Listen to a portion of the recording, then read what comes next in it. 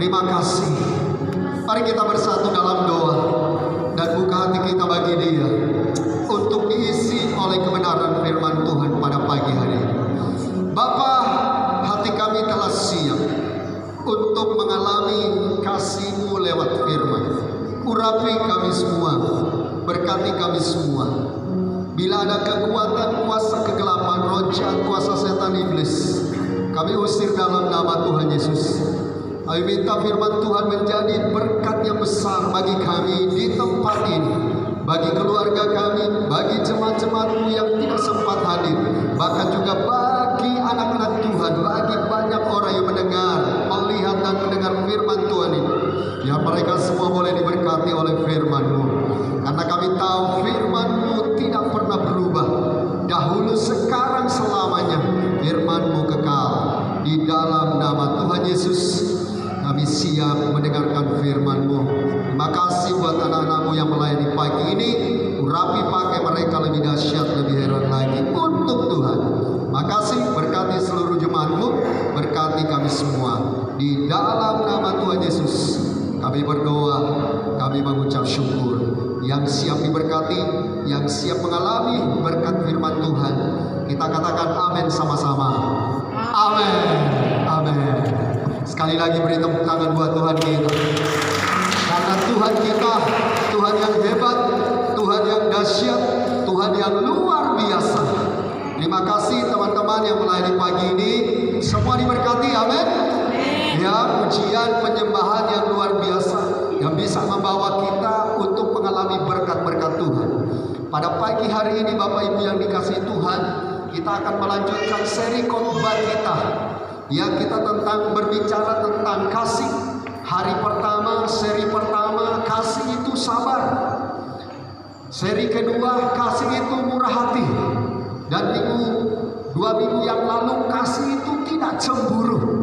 Hari ini kita akan berbicara tentang kasih itu tidak memegahkan diri. Katakan tidak memegahkan diri. Ya, kita akan lihat sama-sama ayat firman Tuhan. Kita tahu firman Tuhan hari ini menjadi firman Tuhan yang hebat. 1 Korintus 13 ayat 4. Ini ayat nats kita sepanjang 14 khotbah yang akan diserikan. 1 Korintus 13 ayat yang keempat. Kita akan baca sama-sama firman Tuhan ini. 1 Korintus 13 ayat 4. 1, 3. Kasih itu sabar, kasih itu murah hati, ia tidak cemburu, ia tidak memegahkan diri dan tidak sombong. Jadi kita udah tahu nanti minggu depan kita akan berbicara kasih itu tidak sombong. Jadi seri khotbah ini enak kalau diikuti setiap minggu dengan baik. Nah, hari ini kita akan melihat kasih itu tidak memegahkan diri. Mari kita lihat dari Kamus Bahasa Indonesia terlebih dahulu. Ya, Kamus Bahasa Indonesia adalah favorit saya. Definisi memegahkan diri menurut Kamus Besar Bahasa Indonesia artinya takabur. Ya, pernah dengar ya? Wah, kamu ini takabur. Takabur itu berbicara tentang kata adjektifah atau adjektif. Itu berbicara kata sifat. Nah, kata sifat ini itu memiliki arti merasa diri mulia, merasa diri hebat, pandai dan sebagainya, merasa diri angkuh dan sombong. Itu takabur. Jadi takabur ini hati-hati. Kalau ada orang katakan kepada kita, "Pak, kamu ini takabur," berarti kita sedang menuju kepada kehidupan diri yang mulia, yaitu kita melihat bahwa diri kita ini sudah merasa hebat, pandai, mungkin merasa pintar, kemudian kita tidak sadari bahwa kita ini sedang angkuh dan sombong. Nah, kata memegahkan diri ini itu takabur. Nah, hari ini kita akan lihat orang yang memegahkan diri, orang yang takabur ini, apa sih ciri-ciri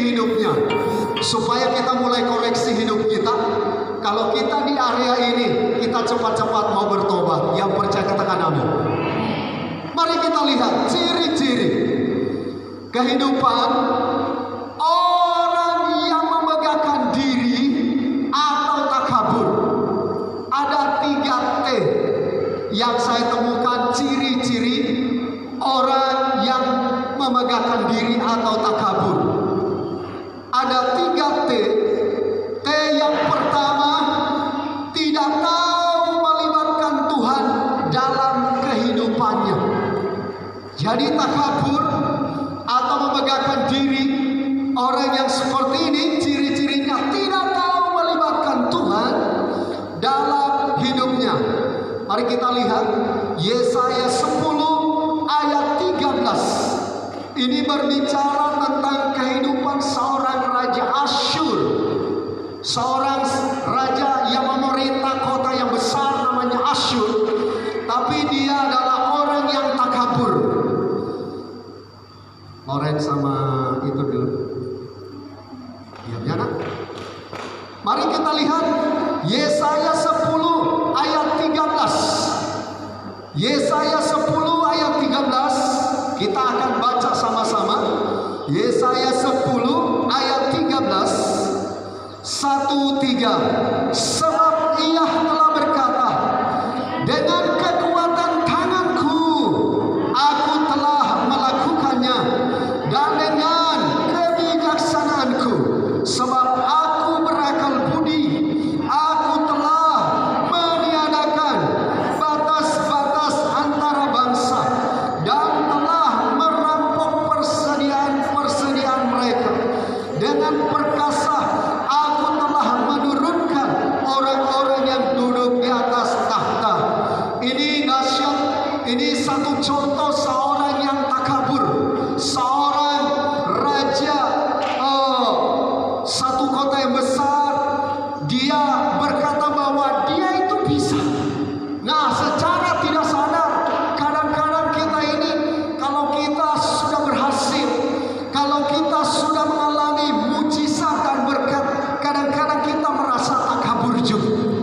Seringkali kita nggak menyadari bahwa semua hal-hal yang ada dalam hidup kita, yang besar, yang kecil, bisnis berhasil, rumah tangga baik, sehat semua, keluarga diberkati, itu semua karena anugerah Tuhan. Amin. Yang setuju katakan amin. Semua yang kita alami, semua yang kita rasakan, itu anugerah Tuhan. Jangan kita belajar dari seorang raja yang takabur.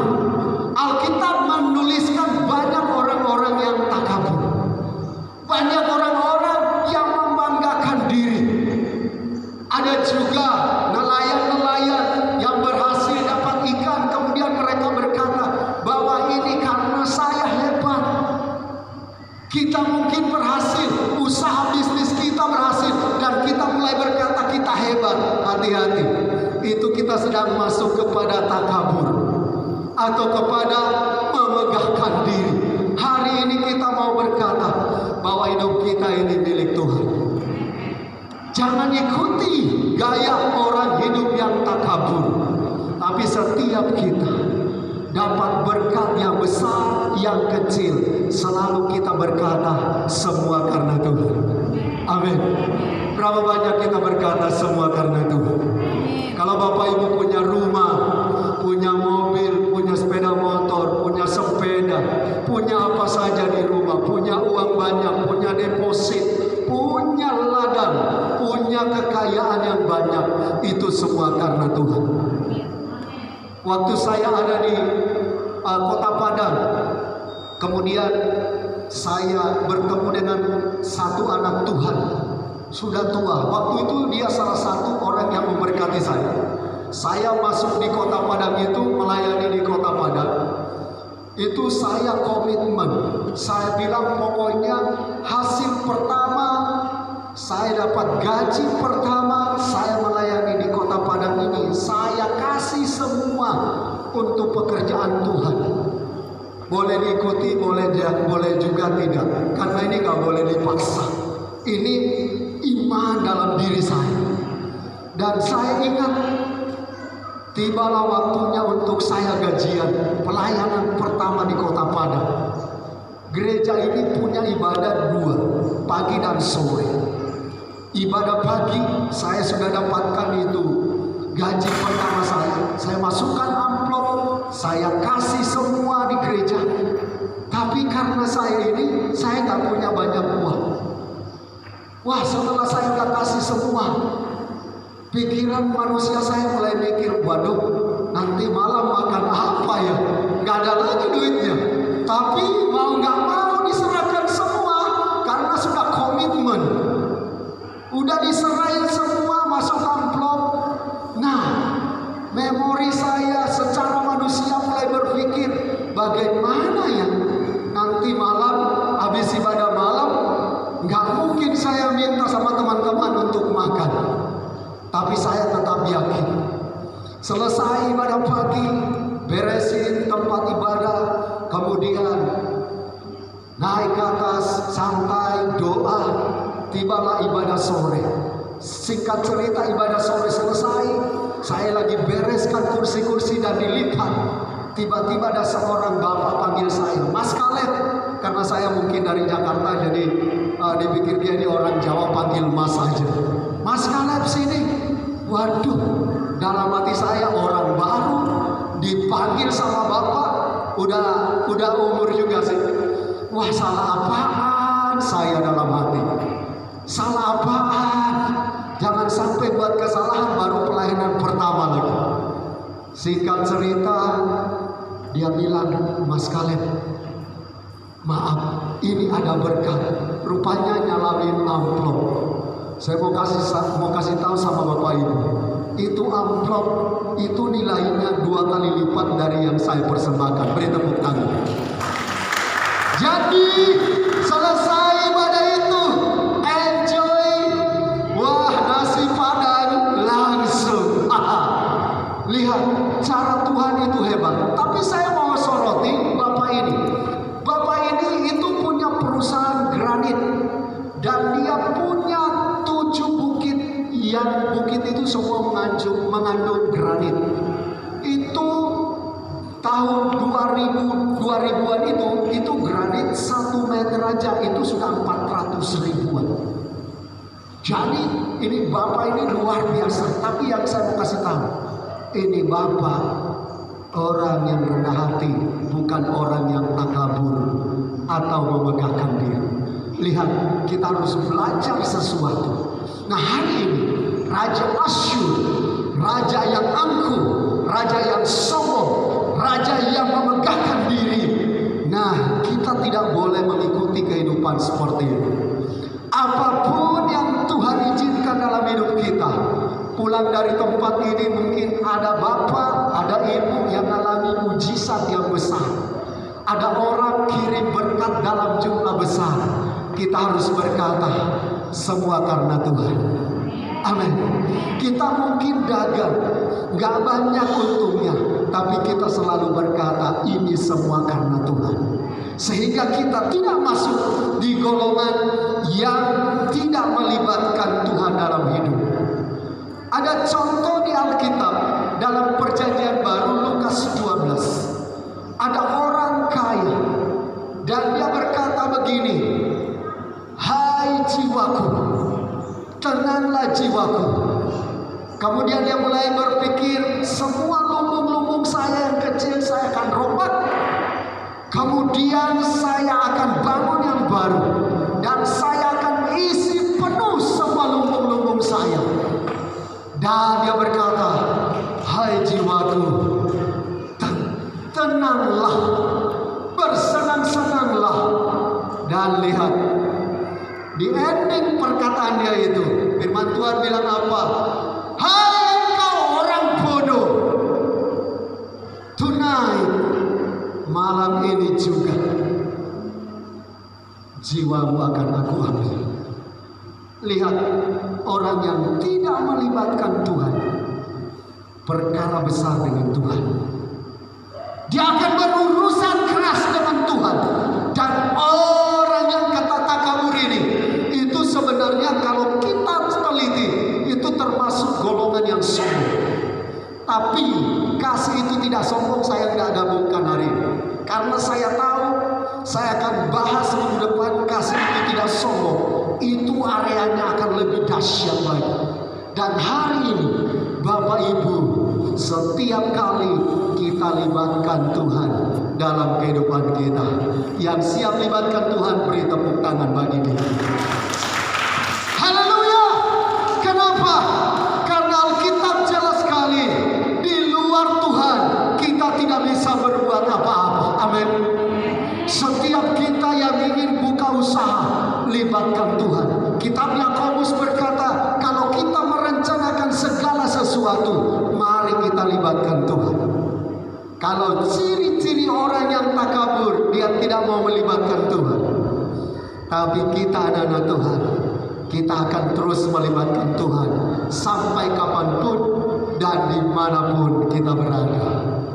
Ada amin? Yang setuju katakan amin yang keras. Haleluya. Yang kedua, Bapak Ibu dikasihi Tuhan, ciri-ciri orang yang memegahkan diri atau yang takabur. T yang kedua, tidak tahu berterima kasih kepada Tuhan. Bapak Ibu dikasihi Tuhan, berapa banyak pernah berterima kasih kepada Tuhan? Wow, tangannya banyak sekali. Semua kita Bapak Ibu. Pagi ini aja kita harus sudah berterima kasih. Amin. Boleh bangun dengan sehat, boleh bangun dengan tubuh yang luar biasa. Semalam hujan, kami berempat berdoa, berikan Tuhan cuaca yang cerah besok pagi, supaya umatmu, anak-anakmu tidak terhalang dalam ibadah. Dan kita perlu bersyukur, berterima kasih, karena pagi ini cuacanya cerah. Ada amin. Mari kita terus bersyukur kepada Tuhan. Ulangan pasal 8 ayat 17-18. Ulangan pasal 8 ayat 17-18. Kita baca sama-sama. Jadi ciri-ciri orang yang memegahkan diri atau takabur adalah tidak tahu berterima kasih kepada Tuhan. Ulangan 8 ayat 17-18. 1-3. Maka janganlah kau katakan dalam hatimu, kekuasaanku dan kekuatan tangankulah yang membuat aku memperoleh kekayaan ini. Tetapi haruslah engkau ingat kepada Tuhan Allahmu, sebab Dialah yang memberikan kepadamu kekuatan untuk memperoleh kekayaan, dengan maksud meneguhkan perjanjian yang diikrarkannya dengan sumpah kepada nenek moyangmu, seperti sekarang ini. Ini adalah firman Tuhan yang disampaikan oleh Nabi Musa kepada umat Israel. Dikatakan, hei, kalau kamu itu berhasil, jangan pernah kamu lupakan Tuhan. Kalau kamu ini berhasil, harusnya bersyukur kepada Tuhan. Kalau hari ini ada Bapak Ibu yang sedang membangun usaha dari kecil, dan Tuhan mulai angkat, dan tiba-tiba menjadi besar. Pesan Pak Pendeta Kaleb, jangan pernah lupakan Tuhan. Ada amin? Waktu kita lupakan Tuhan, dalam 1 detik itu bisa habis. Seorang hamba Tuhan mengadakan KKR, dan dia undang suami istri yang kaya, punya showroom spare part kendaraan yang besar. Ini daerah Jawa. Dan hamba Tuhan ini cerita, dia undang, nanti malam ada KKR, kebaktian kebangunan rohani. Tapi apa yang terjadi? Suami istri ini justru bukan pergi ibadah dan KKR. Justru mereka, buat apa KKR? Kita udah punya banyak harta, punya showroom spare part mobil yang luar biasa. Mereka bukan KKR.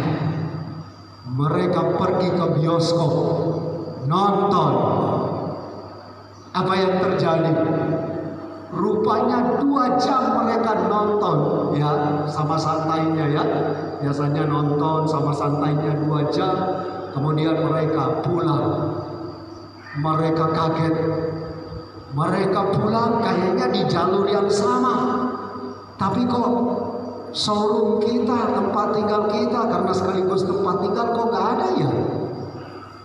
Bapak Ibu mau tahu, hamba Tuhan ini berkata, 2 jam mereka nonton, si jago merah menghabiskan spare part mereka, gedung mereka dalam waktu 2 jam. Bapak Ibu, ini peringatan buat kita. Jangan pernah membanggakan diri kita. Alkitab berkata, di luar Tuhan kita tidak bisa berbuat apa-apa. Berarti kalau kita tarik flashbacknya, di dalam Tuhan baru kita bisa berbuat apa-apa. Ada amin? Jangan pernah bangga dengan posisimu hari ini. Jangan pernah bangga dengan segala yang kau miliki hari ini. Jangan pernah bangga kalau kau punya rumah bagus. Tapi apa gunanya rumah bagus? Tidak ada doa, tidak ada penyembahan, tidak ada firman. Kita punya rumah kontrakan, rumah petak, tapi kita mungkin hanya minjem, hanya kontrak ke orang. Tapi di sana kita memuji, menyembah Tuhan, mengagungkan nama Tuhan. Nilainya menurut saya yang lebih hebat orang dikontrakan daripada yang punya rumah besar tapi gak ada nama Tuhan di sana. Kalau sudah berhasil, jangan sampai rumahmu yang mewah itu dipakai untuk main judi, kumpulin orang, minum-minum, mabuk-mabukan, atau kumpulin orang melakukan yang tidak benar. Tapi kumpulkanlah orang. Kalau nanti virus COVID-19 sudah selesai, kumpulkan orang. Kalau ada berkat, malah seperti gereja mula-mula, day to day, tiap hari kita menyembah Tuhan, memuliakan nama Tuhan, meninggikan nama Tuhan. Ada amin? Begitu menyedihkan, ada banyak orang. Ada banyak orang. Dia sengaja gak mau undang orang untuk datang beribadah di rumahnya, nggak di sini, di luar sana. Tapi ini ada. Kenapa? Karena takut rumahnya kotor. Untuk doa loh. Di sini semua jemaatnya bagus-bagus. Tepuk tangan buat diri sendiri. Kalaupun kita hari ini belum kumpul-kumpul, karena masih ada tante Koro, ya kan? Masih ada corona. Tapi rata-rata semua jemaat ini rumahnya sudah pernah didoakan. Ada amin? Ini hebat, ini dahsyat. Kenapa? Orang Israel sudah diingatkan oleh Nabi Musa. Kalau kamu berhasil, kalau kamu beruntung, kalau kamu mengalami mujizat dan berkat-berkat yang besar, itu semua karena Tuhan. Hari ini jemaat gereja Sumayordan Keluarga Allah yang ada di Depok dan juga seluruh umat Tuhan dimanapun berada, kalau kamu atau kita semua ini mengalami berkat, itu semua karena Allah kita, Allah yang hebat di dalam Yesus Kristus. Beri tepuk tangan buat dia. Haleluya. Ini hebat, ini dahsyat. Dan kita perlu melihat, begitu sedihnya saya melihat bagaimana seorang yang namanya Yudas Iskariot, orang yang dekat, orang yang duduk sama-sama, makan sama-sama, tinggal sama-sama, mungkin pergi sama-sama, melayani sama-sama dengan Yesus. Tapi ini orang tidak pernah bersyukur, ini orang tidak pernah berterima kasih. Akhirnya pikirannya keras terus, otaknya hanya hepeng-hepeng, orang Sumatera bilang. Otaknya hanya money, otaknya hanya uang. Sehingga apa yang terjadi?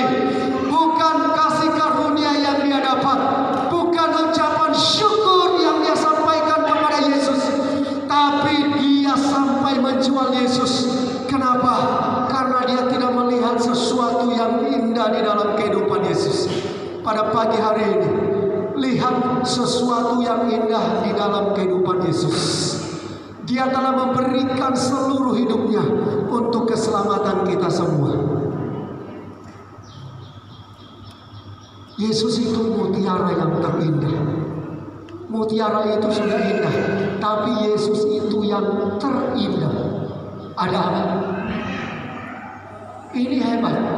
Jadi kalau hari ini kita semua diselamatkan, ini karena kasih anugerah Tuhan.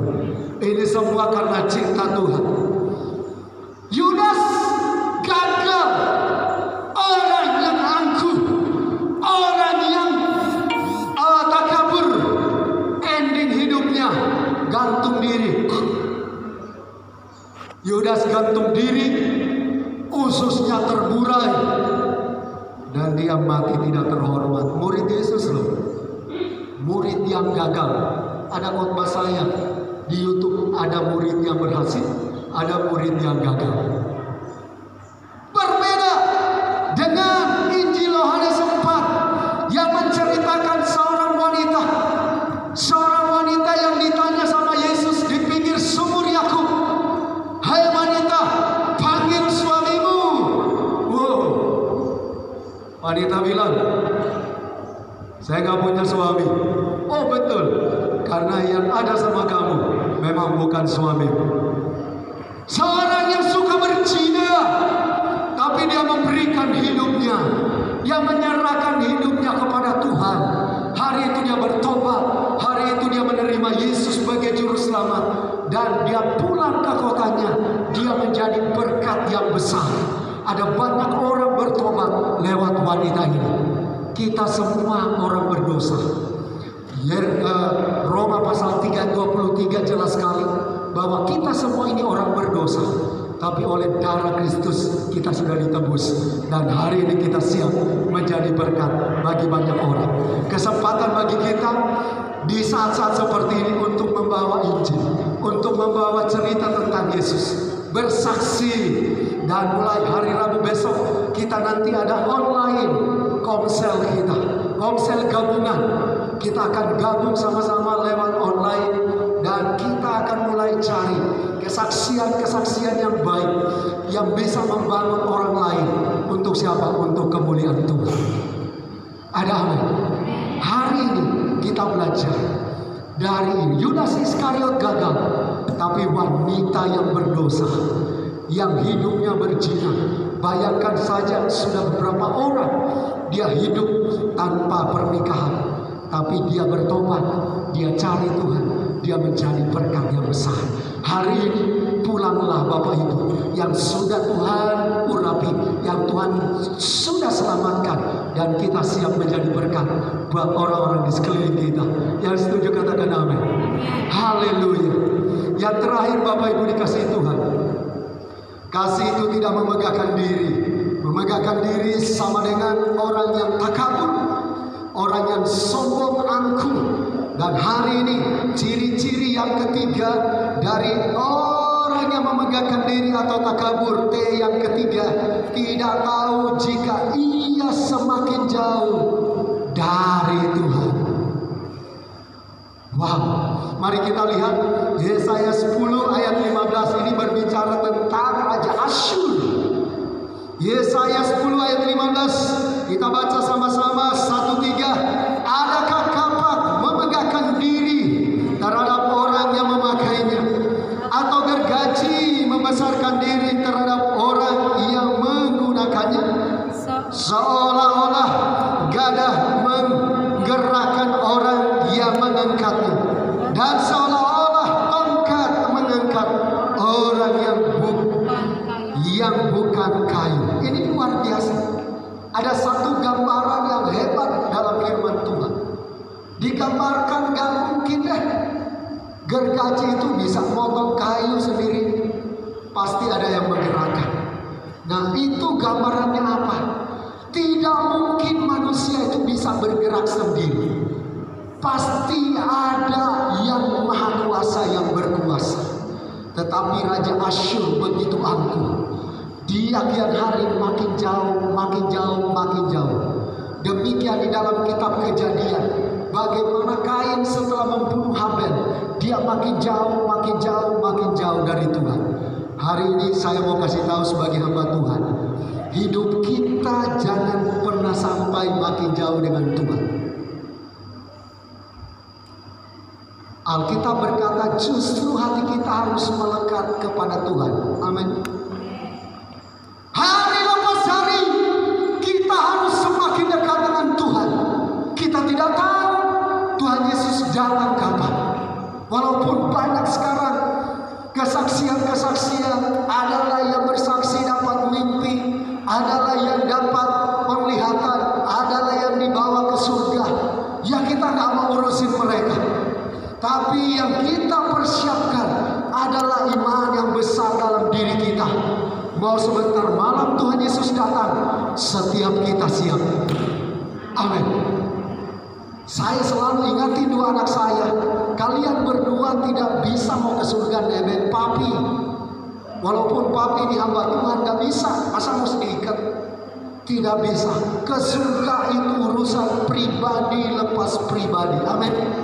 Jadi anak-anak jangan pernah berharap mamaku ini kan kuat berdoa, aku nebeng aja. Gak bisa. Urusan keselamatan itu pribadi. Karena itu kita ajarin anak-anak kita supaya cinta Tuhan. Amin. Supaya dekat Tuhan dan mereka siap. Saya lagi persiapkan kerohanian mereka dengan baik. Karena saya juga tidak tahu. Mungkin sebelum Tuhan Yesus datang, tiba-tiba Tuhan sudah panggil saya juga nggak tahu. Tapi kalau mereka rohaninya siap, dimanapun mereka berada, mereka selalu takut akan Tuhan. Ada amin. Siapkan anak-anak kita. Jangan biarkan anak-anak kita cuma main game aja.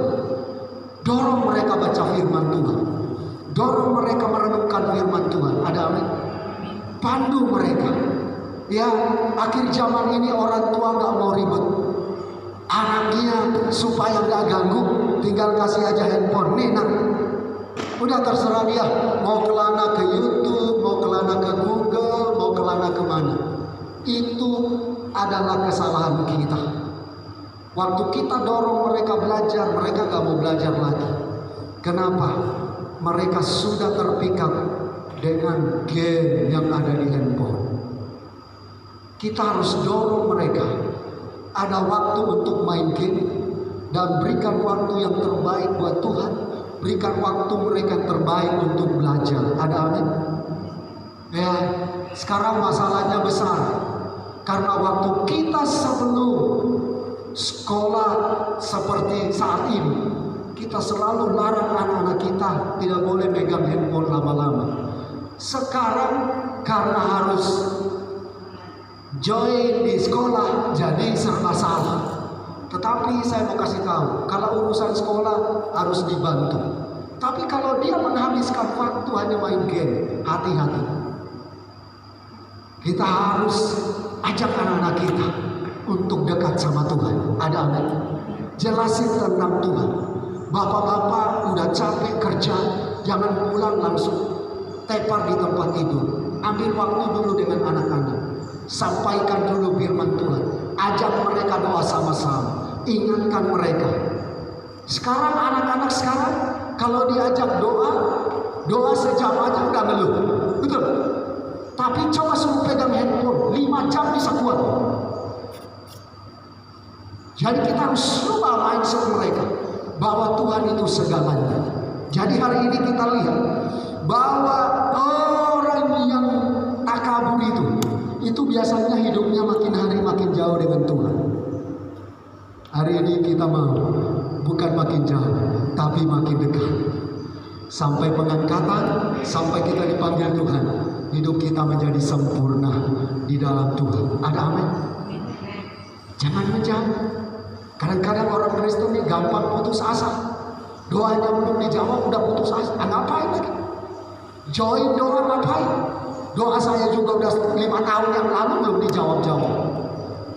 Jadi dia kesal sendiri, marah sendiri. Udah gak bisa membedakan mana kehendak Tuhan. Kesal sendiri. Hari ini berubah. Dekat sama Tuhan. Hanya dekat kasih-Mu Bapa, jiwaku pun tentram. Amin. Engkau menerimaku dengan sepenuhnya, walau dunia melihat rupa, namun kau memandangku, dan seterusnya. Saya mau kasih tahu begini, misalnya saya dan Philip pergi ke orang kaya, minta duit 10 miliar. Kira-kira dikasih nggak? Philip yakin kita berdua sama pastor dikasih nggak? Kalau baik dikasih 10 M loh. Belum tentu juga ya. Walaupun baik-baik juga, datang-datang Pastor Kaleb bawa Philip, bawa keyboard, main keyboard pujian, habis itu minta 10 M, kan belum tentu juga. Tapi waktu saya ajak Philip datang ke pastor, kita minta uang sama Tuhan 10 M, kira-kira dimarahin, kira-kira bisa diisukan nggak, digosipkan nggak? Enggak, Tuhan nggak pernah gosip. Wah, Philip main keyboardnya begitu bagus. Pastor Kaleb mengangkat penyembahan. Ku ingin selalu bersekutu denganmu, menikmati hadiratmu. Ku tahu rohmu tinggal dalam hidupku. Kemudian kita mulai menyembah hadirat Tuhan turun. Ya 10 M juga bukan langsung satu karung langsung turun terus nimpa kepala pastor, enggak. Bukan gitu cara Tuhan. Tapi lihat, Tuhan mulai buka jalan-jalannya. Karena kita berkata, jalanku bukan jalanmu, rancanganku bukan rancanganmu. Jadi berdoa itu tidak pernah sia-sia Bapak Ibu. Semua nanti Tuhan yang buat jalan. Amin. Kita berdoa, Tuhan penghasilan segini, berdoa untuk punya rumah impossible. Tapi ingat Lukas 1:37, bagi Allah tidak ada yang mustahil. Kalau Tuhan mau, Tuhan bisa mengerjakan. Jadi cara Tuhan bukan cara yang instan, tapi dia punya cara yang luar biasa. Tadi anakku Philip bilang, kita ke rumah orang kaya minta 10 M, bisa saja kalau memang baik, bisa saja. Tapi belum tentu juga. Malah mungkin orang ini akan berkata, masa ada pendeta bawa pelayannya sini, minta 10 M. Bisa jadi cerita di mana-mana. Tapi waktu kita menghampiri takhta kudus Tuhan, itu akan menjadi cerita yang indah untuk kalangan surga. Dan Tuhan berkata, kat kirim berkat kepada hamba-Ku ini. Ada amin. Kalau Bapak Ibu tiap hari bersujud kepada Tuhan, tiap hari datang kepada Tuhan, menyampaikan permohonan dalam jumlah yang besar, Tuhan juga nggak ketok kita kok. Kalaupun belum dikasih, karena mungkin belum waktunya. Waktu kita datang sama orang, kita telepon saudara kita, kadang-kadang kita mungkin dimarahi. Datang sama Tuhan, Tuhan akan kerjakan sesuatu yang luar biasa. Jangan menjauh hidup kita dari Tuhan, tapi biarlah hari ini dan seterusnya kita makin dekat, kita makin lekat, kita mulai memahami rencana Tuhan, kita mulai memahami kehendak Bapa yang di surga. Amin. Kita simpulkan sama-sama. Slide terakhir kita simpulkan sama-sama. Yang pertama, kita ini perlu melibatkan Tuhan dalam hidup kita. Amin. Jangan seperti orang yang takabur. Yang kedua, kita perlu berterima kasih senantiasa kepada Tuhan, karena Dia begitu luar biasa. Yang ketiga, kita perlu dekat selalu dengan Tuhan. Alkitab berkata, kalau Allah di pihak kita, siapa lawan kita. Hari ini semua masih bisa makan, amin. Ya, semua masih bisa makan, minum, semua Bapak Ibu sehat. Dan saya tiap hari doa saya buat Bapak Ibu sehat-sehat, jauh dari segala sakit penyakit, jauh dari virus COVID-19, dan kita hidup sehat, hidup dicukupi dan diberkati oleh Tuhan. Mari kita tunduk kepala, kita berdoa bersama-sama. Bapa, kami mengucap syukur karena hari ini kami boleh mendengarkan kasih itu tidak memegahkan diri. Kami tidak mau memegahkan diri, kami tidak mau takabur, yaitu merasa diri mulia, merasa diri hebat, pandai, pintar, dan juga memegahkan diri, merasa sombong. Karena itu Tuhan, kami mau libatkan Tuhan dalam seluruh area hidup kami. Kami mau Tuhan mencari Tuhan, mau dekat dengan Tuhan, mau Tuhan terus nempel dengan Tuhan. Kami Tuhan rindu hidup kami menyenangkan hati-Mu. Berkati jemaat-Mu yang hadir pagi ini, mereka yang tidak sempat hadir, dan mereka yang melihat kebenaran-Mu lewat video. Tuhan, berkati mereka, urapi mereka, pulihkan kehidupan mereka. Jadikan kami orang-orang yang benar-benar hanya mau dekat kepada Tuhan. Kami rindu Tuhan, hidup kami dekat dengan Engkau, dan Engkaulah yang berbicara kepada kami senantiasa lewat firman-Mu. Berbicara, berkata-kata buat kami, hamba-Mu selesai. Tuhan memberkati. Terima kasih Bapa, demi nama Yesus kami berdoa.